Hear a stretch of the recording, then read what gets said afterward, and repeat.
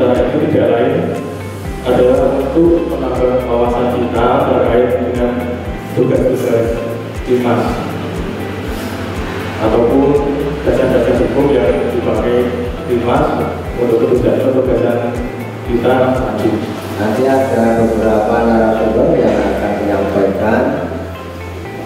Tentunya Linmas ini mempunyai trik ataupun metode-metode yang bagaimana dalam pelaksanaan itu dapat melaksanakan tugas fungsinya sebagai Linmas.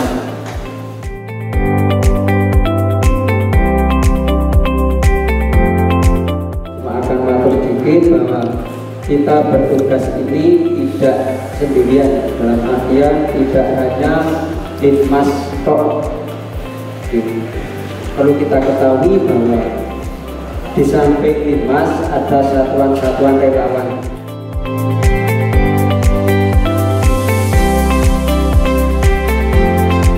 Organisasi kemasyarakatan yang diakui oleh pemerintah dengan harus bangga.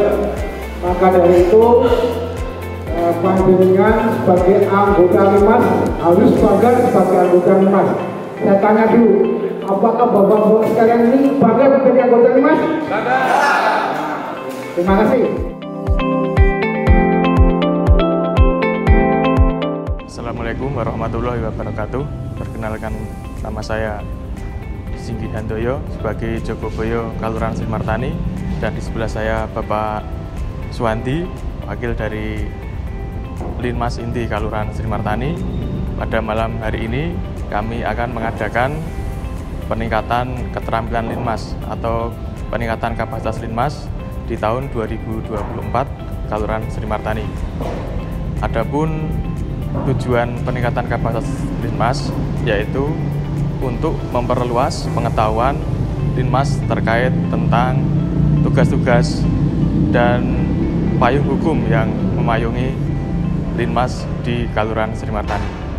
Harapan kami dengan adanya acara ini, kami bisa bekerja dengan pedoman dan dasar yang tepat sehingga tidak terjadi kesalahan-kesalahan yang tidak diinginkan. Mungkin cukup sekian dari saya. Wassalamualaikum warahmatullahi wabarakatuh.